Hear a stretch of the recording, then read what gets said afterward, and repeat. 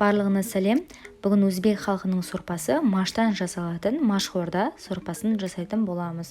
Бұл сорпа өте дәмді, әрі қиын да емес, әрі ең бастысы пайдалы сорпа. Видеоны соңына дейін қарап, маған тіркелуді ұмытпаңыздар.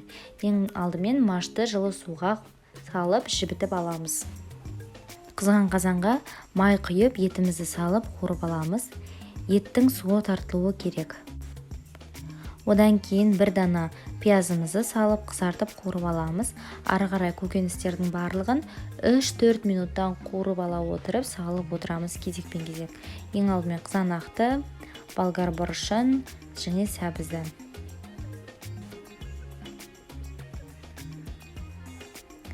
Бір қасық томат пастасын салып қызарғанша әдемілеп тұрып қуырып аламыз. Жасылап қызарғаннан кейін үстіне мұздай су құйып, қайнағанша қақпағын жауып қоямыз. Суы қайнаған бойда бірден маштың суын төгіп тастап, машты саламыз. Қақпағын жауып, жай отта маш жарылып піскенге дейін күтеміз 30 минуттай.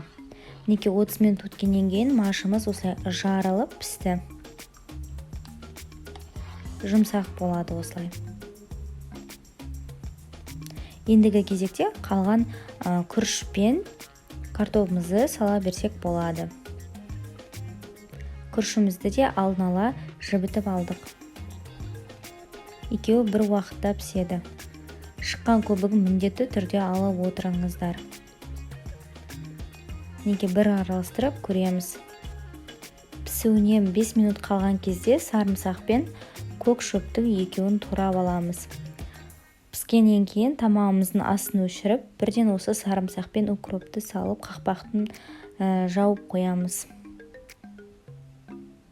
Неге осындай сарымсақ пен укроптың ерекше бір дәмі берілетін, және маш пен күріштің ерекше бір дәмі берілетін өте дәмді сорпа шықты, және бұл өте пайдалы әрі қуатты тамақ.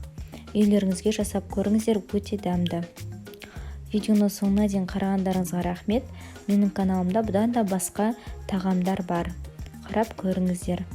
Сау болыңыздар.